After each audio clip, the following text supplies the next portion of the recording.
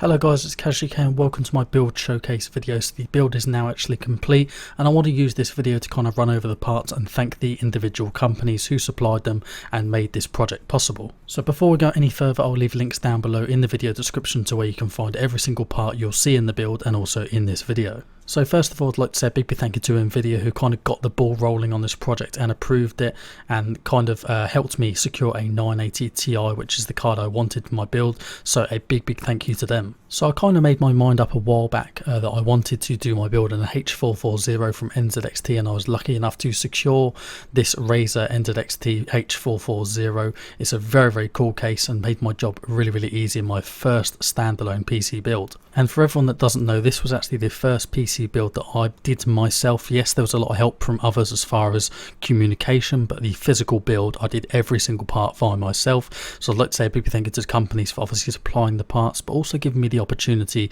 to build my own build and learn a lot along the way. So let's move on to the main party piece of the build. This is the KFA2 GTX 980 Ti Hall of Fame edition. There's a 6GB DDR5 graphics card, insanely powerful and an absolute beast from what I've been hearing. So I can't wait to use this over the next coming weeks for gaming and rendering and see how I get on. But a big thank you to KFA2 for supplying this product. So moving on to one of the components that eBuyer supplied, a big thank you to them. This is the Intel 4790K, and so far I'm very impressed with this product. It suits my needs down to the ground and has produced some fantastic results while gaming and rendering. So the motherboard was supplied from the awesome guys over at Novatech, and this is the MSI Z97S SLI Crate Edition. This motherboard, look again, suits my needs down to the ground. This build was all about learning for me and not going over the top, and it's absolutely perfect for the build with a fantastic color scheme.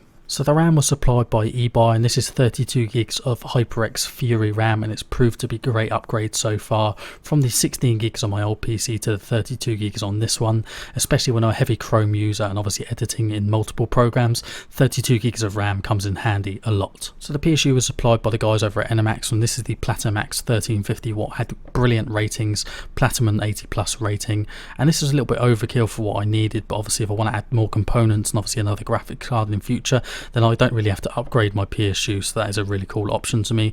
And as far as the cooler, this is the Lictech 240, and this was supplied by Enemax also, and this has proved to be great so far with the cooling in the CPU, and I'm really satisfied with its performance so far. And as you guys would have seen in the video from these shots, it's obviously got a 240mm radiator attached to two 120mm fans. As far as solid state, I was supplied a 120GB HyperX Fury drive from eBuyer, and then I actually got one direct from Kingston, which was a 240GB. So a big thank you to eBuyer and obviously Kingston Direct for both my SSDs for this build. I also have a review of the HyperX Fury SSD coming up on the channel soon, and it's a fantastic SSD if you're on a budget. As far as mass storage for my hard drive, I got a 2TB Western Digital Caviar Green drive to obviously silent performance, and this actually come from eBuyer, so a big thank you to them again. And just to remind you guys, all links to every single one of these products is down below in the video description. And there's one other component that come from eBuyer, and this was my exhaust fan, the Corsair AF140.